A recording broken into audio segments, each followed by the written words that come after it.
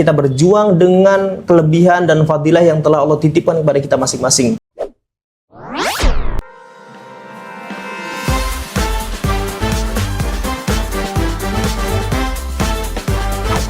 Assalamualaikum warahmatullahi wabarakatuh. Waalaikumsalam warahmatullahi wabarakatuh. Bismillahirrahmanirrahim. Alhamdulillah wassalatu wassalamu ala rasulillah amma ba'd. Baik sahabat-sahabat Inspirasi SAI, kita berjumpa kembali dalam program Ayam Geprek SAI. Kali ini kita tidak lagi membahas tentang ide-ide bisnis, tapi juga membahas tentang kepedulian, kemanusiaan, dan ukhuwah Islamiyah. Bersama kami sudah ada Ustadz Imron dari ACA Indonesia. Kita akan membahas tentang bagaimana bantuan-bantuan kemanusiaan yang disampaikan oleh Ayam Geprek SAI lewat ACA untuk saudara-saudara kita di Palestina. Baik, untuk mempersingkat waktu, saya ingin bertanya kepada Ustadz Imron. Betul, Ustadz. Pertama mau tanya, gimana kabarnya, Ustadz? Alhamdulillah. Baik, selanjutnya ingin bertanya terkait ACA Indonesia itu apa sih? Ya, bismillah, Ustaz. ACA ini qadarullah saya termasuk yang dari awal dari dewan pendiri, Ustaz. Iya.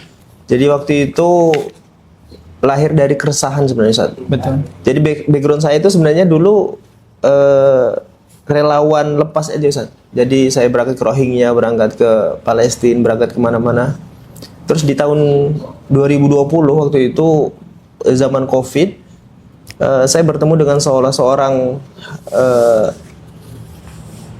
orang Gaza asli yang waktu itu dia punya jaringan ke Lajnah Zakat Filistin. Jadi memang lembaga resmi di Gaza yang mengawal bantuan-bantuan di Gaza.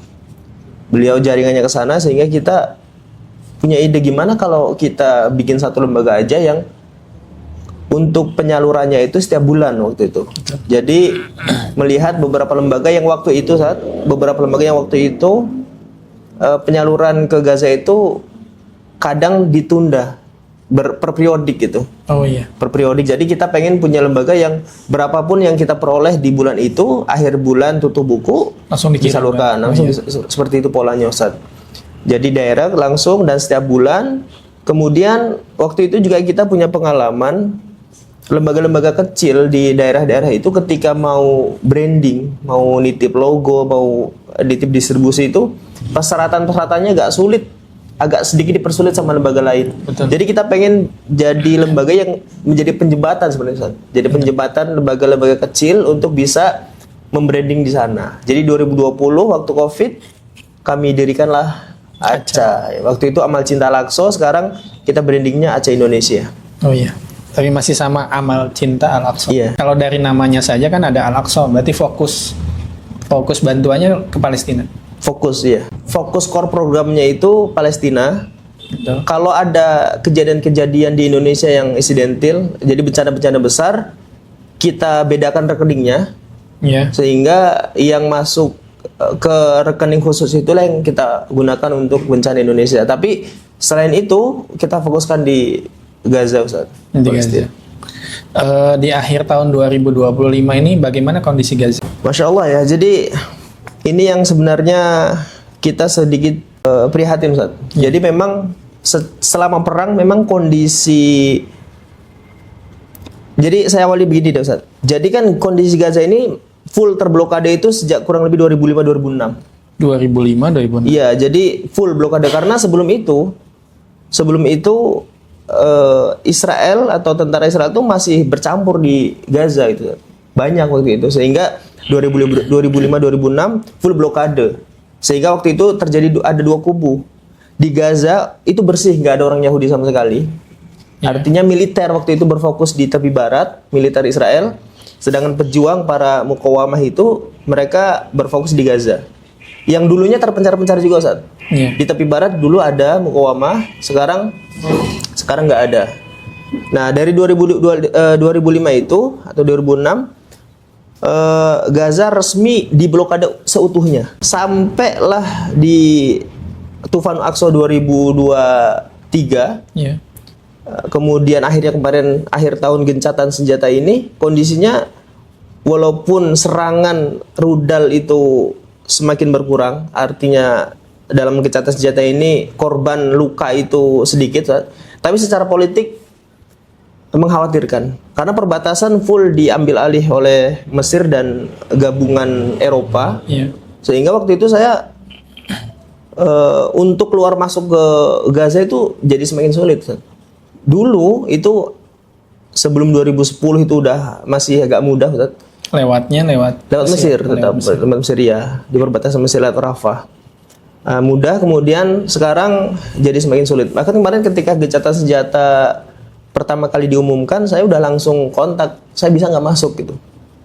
Tapi rupanya tadi secara politik perbatasan semakin sulit diakses. Iya. Berarti sekarang kalau seandainya mau langsung menyalurkan bantuan lewat negara mana? Nah, kalau menyalurkan sekarang ada dua cara, Ustaz. Iya. Ini sebenarnya udah dikupas juga sama narasi sebenarnya, Ustaz. Narasinya Najwa Shihab. Jadi adanya mafia-mafia perbatasan, Ustaz. Oh. Jadi ada dua cara sekarang. Sekarang kalau ada cara pertama, kita bisa belanja di Mesir, Iya. kemudian mengantri truk di perbatasan Rafah sampai nanti ada pajaknya juga, kurang lebih satu truk itu $20.000. Tinggi sekali. Tinggi sekali, Ustaz. Dan itu nggak pernah kita pakai, Ustaz. Nggak pernah kita pakai jalan itu karena pertama tadi satu kosnya besar. Berarti yang menentukan pajak itu siapa? Orang-orang perbatasan. Orang perbatasan itu orang Mesirnya atau Mesirnya. orang Mesir? Iya, jadi yang Jadi pemerintah Mesir, pemerintahan Mesir, terutama dari, iya betul, Ustaz, dari gubernur Sinai. Ustaz. Jadi bayar pajak, antri, kemudian setelah bisa masuk pun kita nggak bisa kontrol bantuan di drop di mana. Oh gitu. Kalau kita pakai itu, jadi selama ini kita justru pakai relawan kita yang ada di dalam. Jadi kita kirim uang ke relawan kita, kemudian dibelanjakan. Walaupun tadi yang bisa memasukkan bantuan juga para mafia itu dengan harganya tentu sangat mahal. Tapi yang penting masyarakat Gaza di kamp pengungsian mereka dapat gratis. Itu artinya mereka udah langsung dapat makanan siap saji. Itu aja target kita, Ustaz, selama perang ini. Berarti kalau relawan seperti antum mau masuk ke Gaza itu ada kosnya yang ada kos 5.000. 5.000 malah 5.000. tinggi ya. Enggak, kalau truk 20.000. Oh 20.000. Kalau perorangan 5.000. Masuk juga masuk bayar, atau keluar sama. Berarti kalau masuk dan keluar juga butuh uang 10.000. Rumitnya. Cukup rumit, betul. Padahal bantuan mungkin terbatas biayanya, kalau harus masuk langsung diserahkan juga kosnya juga tinggi. Iya betul, Ustaz. Berarti yang di akhir tahun ini yang paling dibutuhkan sangat urgent untuk masyarakat Gaza apa? Masih di sembako. Masih di sembako, Ustaz. Jadi terkait air bersih dan lain-lain, pemukiman mungkin, camp. Jadi ya itu kan satu kebutuhan pokok semua, Ustaz, ya. Tempat tinggal. Iya. Artinya hari ini tempat tinggal pun belum bisa dibangun kembali karena memang seperti bahan baku segala macam belum bisa masuk, sehingga mereka belum bisa membangun kembali rumahnya itu. Jadi yang dibutuhkan sekarang tempat tinggal. Kalau mereka nggak bisa pulang ke rumah berarti di tenda berarti sekarang. Iya. Apalagi akhir-akhir ini musim hujan, badai, tenda porak-poranda, Ustaz. Betul. Kemudian yang kedua kebutuhan pokoknya ya makanan. Kemudian agak sedikit terbantu karena hujan sekarang, Ustaz, kalau air ya. Iya. Tapi pada dasarnya memang ini kebutuhan pokok juga yang selama musim hujan ini sedikit membantu mereka sebenarnya. Iya.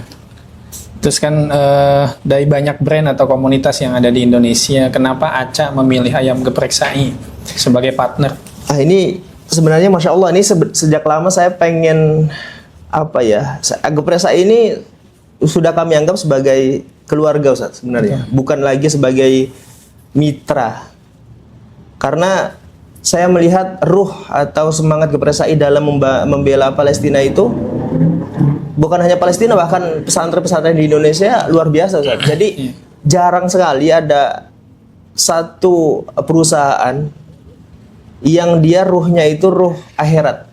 Dan salah satu yang saya dapatkan ini ya geprek Sai ini, Ustaz. Jadi hubungan kita tidak lagi sekedar transaksional, ada titipan kami distribusi, nggak ada titipan kami nggak distribusi, nggak seperti itu. Bahkan saya udah komitmen di manajemen ayam geprek Sai mau dia transfer atau tidak transfer setiap bulannya, kita akan tetap komitmen menampilkan logonya di branding di Gaza itu saja. Jadi memang ini komitmen saya bukan karena apa-apa, tapi karena memang ayam geprek saya menjadi salah satu inspirasi, Ustaz, yang semoga ini bisa diinspirasi para pengusaha-pengusaha lain. Yeah. Sedikit informasi, Ustaz, kemarin kita mengumpulkan donatur.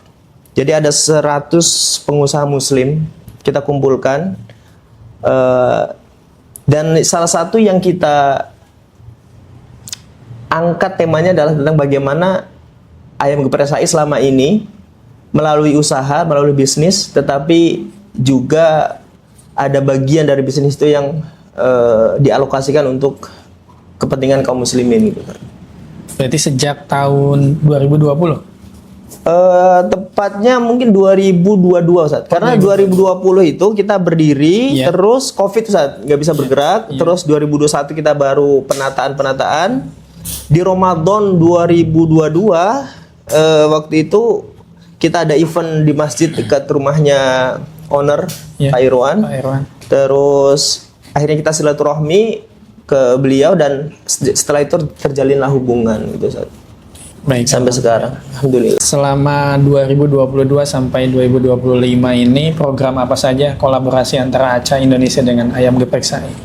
Baik, Ustaz. Jadi program ACA itu kita bagi menjadi 3 secara garis besar, Ustaz. Satu yang dia sifatnya jariah, pembangunan yang dia pahalanya bisa mengalir terus. Yang kedua sifatnya musim. Kalau ini tiga program, biasanya kalau per musim ini ada musim dingin, itu program khusus. Ada musim kurban, udhiyah. Ada musim Ramadan. Kalau Ramadan kita fokus di iftar, lebaran, dan seterusnya. Kemudian ada yang insidental. Insidental itu maksudnya ya kejadian-kejadian tadi, perangkah atau apa yang dia mengharuskan adanya program itu. Jadi selama ini semua donasi yang masuk dari ayam geprek SAI sudah kita masukkan baik ke yang sifatnya jariah.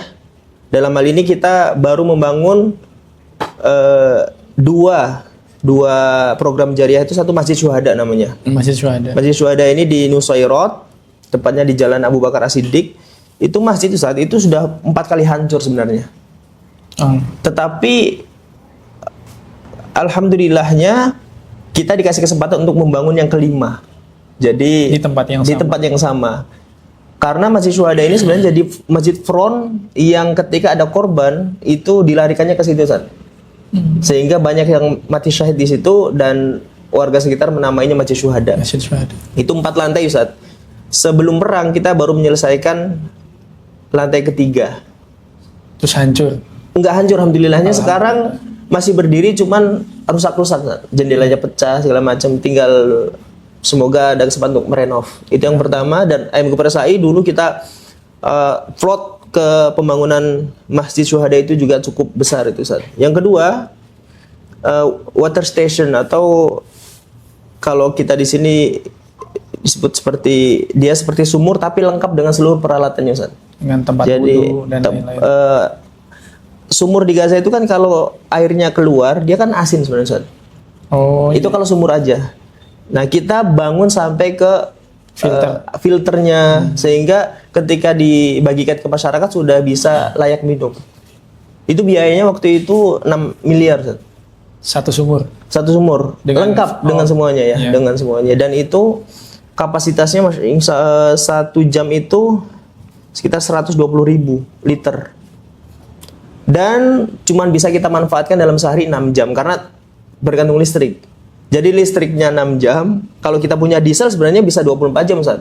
Tapi biaya solar hari ini 10 kali lipat lebih mahal. Atau kita misalnya mau bangun solar panel atau tenaga surya, itu juga biayanya besar. Jadi 2 itu sudah digarap selama ini sama geprek SAI. Jadi ada Masjid Syuhada, ada Gaza Water Station. Kemudian apalagi kalau makanan siap saji setiap bulan, Ustaz. Setiap bulan makanan siap saji. Dan udhiyah, kemudian musim dingin seperti sekarang ini itu, Ustaz. Berarti satu sumur yang dengan kos 6 miliar itu untuk kebutuhan berapa penduduk? Kalau kan kita hitungnya begini Ustaz. Hitungnya itu per jamnya 120.000. Sedangkan dalam satu hari itu 6 jam nyalanya. Jadi sekitar 7.200. 7.200-an. 7.200-an, kok 7.200 ya? 120.000 dikali 6. Berapa Ustaz? Itu pokoknya itu dalam sehari Ustaz. Karena sekali lagi listrik hanya nyala 6 jam dan selama itu kita sedot, dan itu lengkap dengan itu 3 lantai Ustaz. Penampungannya, penampungan airnya itu, sehingga kuat-kuatan ini aja, kuat-kuatan ketersediaan mobil. Jadi setelah air tersedia, kita kan ingin semua ekosistem air itu kita penuhi Ustaz. Mulai dari sumurnya, kemudian penyaringnya, bahkan transportasi untuk ngantar ke warganya gitu Ustaz. Jadi sehari itu bisa 2 sampai 3 truk. 3 truk. 2 sampai 3 truk kita antarkan ke kem-kem pengungsian. Satu truk itu bisa dinikmati sekitar 500 keluarga. Jadi dalam sehari 1.500 misalnya. Jadi dan itu setiap hari Ustaz. Betul. Baik. Berarti semua jenis bantuan ACA mulai dari jariah, musiman dan insidentil sudah dilaksanakan lewat kolaborasi dengan Ayam Geprek SAI. Alhamdulillah. Jadi kita sengaja masukkan, jadi Ayam Geprek SAI bukan hanya untuk konsumsi yang sekali habis, tapi juga ada yang sifatnya jariah, bahkan ada yang insidentil itu. Ya. Terus kaitannya dengan selain di Palestina, berarti semua wilayah-wilayah yang misalnya belum lama ini ada bencana, juga ACA dengan Ayam Geprek SAI ada kolaborasi? Betul Ustaz. Jadi termasuk kalau yang terbaru ini di Aceh, Masya Allah kita alhamdulillah di hari Kamis kemarin itu kita mengirim satu truk sembako. Itu juga kolaborasi diantaranya Ayam Geprek SAI menjadi penyumbang terbesar di truk itu Ustaz. Dan alhamdulillah sekarang masih dalam perjalanan, semoga bisa sampai segera dan dimanfaatkan. Kaitannya terkait transparansi donasi atau dana santunan atau sumbangan dari masyarakat atau dari customer Ayam Geprek SAI. Bagaimana supaya mereka yakin betul terhadap ACA bahwa semua fundraising atau dana yang sudah terkumpul itu sudah sampai kepada mustahik. Baik, Masya Allah. Ini juga salah satu goal kami sebenarnya, keuangan itu bisa diakses sama publik Ustaz. Betul. Jadi yang pertama dalam kaitannya dengan transparansi, setiap bulan ketika Ayam Geprek SAI transfer itu, jadi Afan Ustaz sebelumnya, jadi saya itu pernah menjadi pelanggan Ayam Geprek SAI dan saya tanya-tanya sebenarnya Ustaz. Jadi waktu itu saya penasaran karena saya bawa anak saya makan di Ayam Geprek SAI, terus anak saya tanya, ayah itu ada logo ACA gitu. Terus saya tanya, Mbak ini paket Palestina ini seperti apa? Saya bilang gitu. Oh ini harganya 24.000, kemudian dari 24.000 ini 5.000 untuk Palestina. Betul. Saya pikir Masya Allah ya, artinya Ayam Geprek SAI bisa sampai membuat program yang itu nggak banyak orang yang bisa memikirkan itu Ustaz. Betul. Kemudian dikali berapa outlet ini Ayam Geprek SAI se-Indonesia ini misalnya. Jadi dan itu biasanya setiap tanggal 5 itu dari Ayam Geprek SAI transfer ke rekening ACA tanggal 5 tanggal 4 itu biasanya kita langsung tutup buku dan kita salurkan. Buktinya itu bisa dilihat dalam satu bentuk dokumentasi. Yang kedua bentuk laporan PDF yang biasanya dibuat sama tim marketing kemudian disampaikan ke Geprek SAI. Yang ketiga kita cantumkan itu dalam website kami infakpalestina.id. Itu program apa yang sudah masuk, kemudian penggunanya untuk apa, berapa biayanya sudah tertulis semuanya di situ. Itu semua bisa diakses oleh masyarakat ya. Kalau terkait media sosialnya ada Instagram atau? Betul. Jadi setiap bulan bisa dicek di Instagram resmi Amal Cinta ACA Indonesia di @acaindonesia. Kemudian biasanya kita juga selalu tag gitu Ustaz. Jadi ketika ada distribusi baru pasti selalu muncul di berandanya ayam geprek SAI sama hot chicken juga Ustaz. Iya. Itu laporan distribusi dalam bentuk foto maupun video Ustaz. Baik. Terus mungkin ada pesan dari Ustadz Imron terkait supaya masyarakat Muslim di Indonesia itu punya semangat untuk terus tidak henti-henti membantu kemanusiaan di Palestina. Baik, Masya Allah ya. Sebenarnya ada satu cerita yang pengen saya ceritakan Ustaz. Iya. Ini cerita ini saya kutip dari detik-detik saat Rasulullah mau wafat, ketika beliau mau mengirim pasukan penakluk Baitul Maqdis pertama itu Usamah bin Zaid. Jadi menjelang beliau wafat itu, karena Usamah bin Zaid tidak segera diberangkatkan oleh Abu Bakar saat itu, jadi Rasulullah itu agak sedikit marah. Beberapa kali dia bertanya, apakah Usamah sudah berangkat? Belum. Berangkatkan. Apakah Usamah sudah berangkat? Belum. Berangkatkan. Sampai akhirnya pasukan Usamah diberangkatkan. Dan di sana Abu Bakar itu menuntun kudanya Usamah. Sampai Usamah itu nggak enak hati. Sebagai seorang anak muda yang waktu itu usianya di bawah 20 tahun, kudanya dituntun oleh sahabat senior Abu Bakar As-Siddiq. Kata Abu Bakar saat itu, biarkan kaki saya dikotori oleh debu yang mengantarkanmu menaklukkan Baitul Maqdis.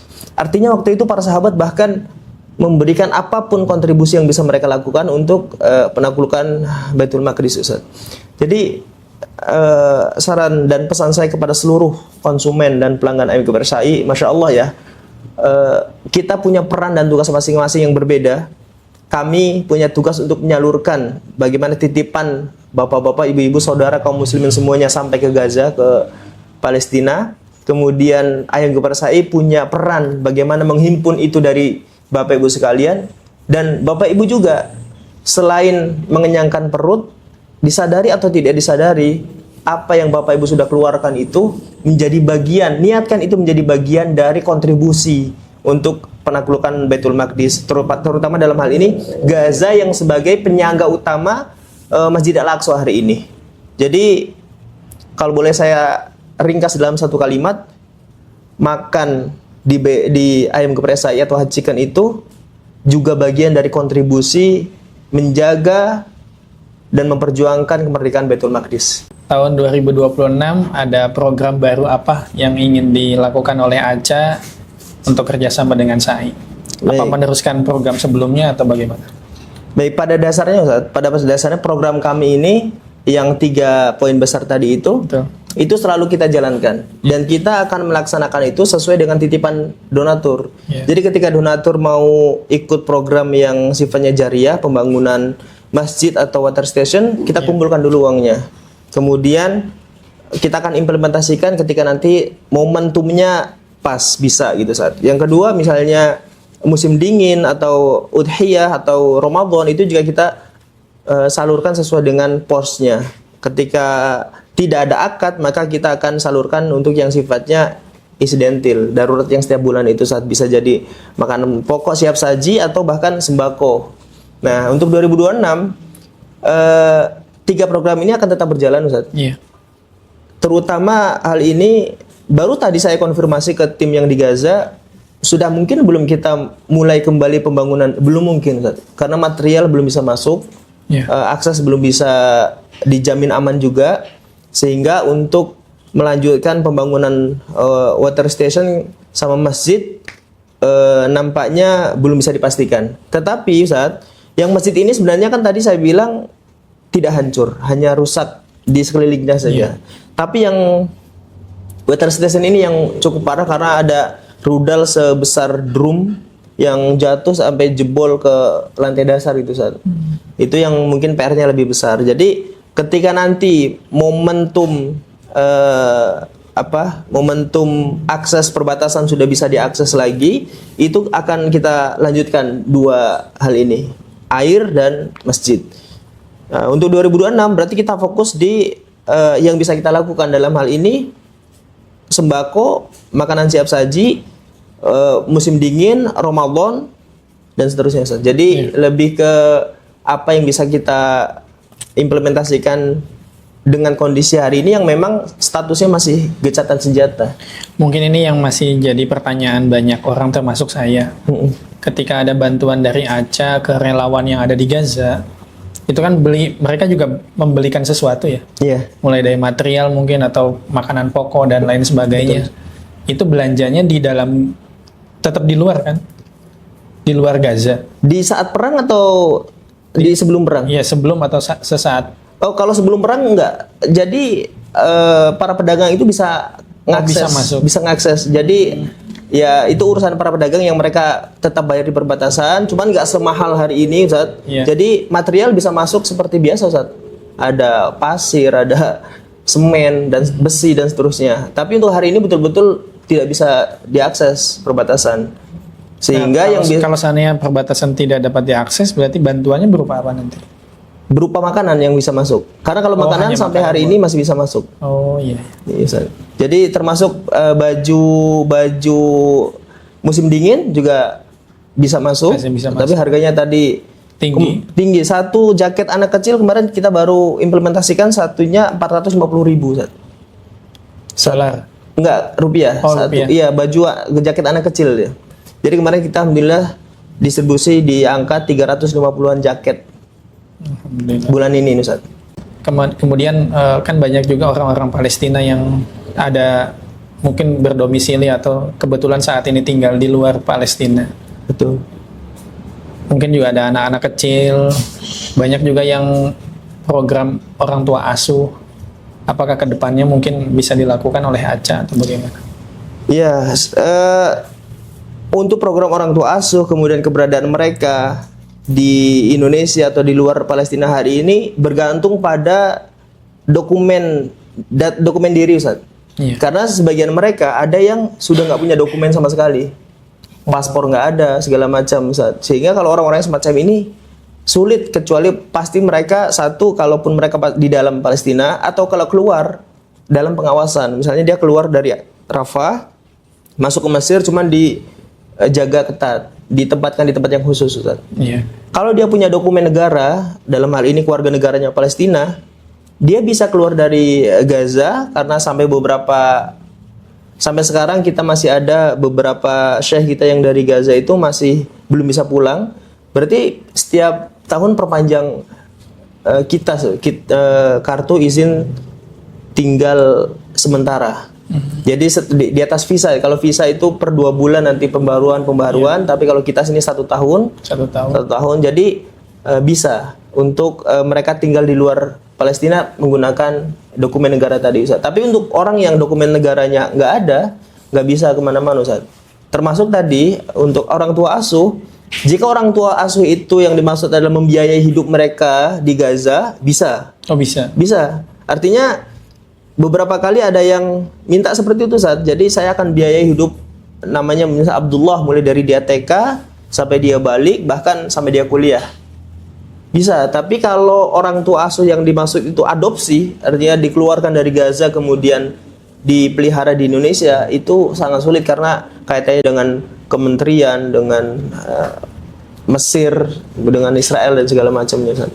Dengan kondisi konflik Israel dan Palestina yang tidak kunjung selesai, masih ada harapan besar tidak, Ustaz? Pasti ada harapan karena secara nubuah Betul. dijanjikan bahwa nanti akan tempat berkumpulnya kaum muslimin Ardul Mahsar dan Mansar itu ya di Baitul Maqdis, Ustaz. Jadi inilah yang sedang kita galakan juga, Ustaz. Jadi bagaimana isu Baitul Maqdis ini, isu Al-Aqsa ini tidak hanya musiman. Kami berikhtiar semacam itu. Ya. Berawal dari mana? Dari satu hadis riwayat Maimunah. Maimunah ini beliau adalah mantan pembantunya Rasulullah. Suatu ketika beliau bertanya sama Nabi, "Ya Rasulullah, aftina fi Baitul Maqdis." Ya Rasul, kasih tahu kami tentang Baitul Maqdis itu apa? Ya. Rasul bilang, "Ardul Mahsyar wal Mansyar." Jadi tempat berkumpulnya manusia menjelang kiamat dan setelah kiamat itu di Baitul Maqdis. Kata Rasulullah, datanglah ke sana dan sholatlah karena sholat di dalamnya 1000 kali lipat lebih mulia daripada di luar Masjidil Aqsa. Lalu kata Maimunah, kalau nggak bisa gimana Rasul? Kata Rasul, berikan minyak sebagai hadiah karena itu seperti engkau datang ke sana. Ini Ustaz, kalau secara umum hadis ini dipakai untuk fundraising, jadi menghimbau orang berdonasi. Tapi kalau saya melihat hadis ini adalah hadis yang luar biasa. Kenapa Ustaz? Karena Maimunah ini kan, beliau ini budak Ustaz.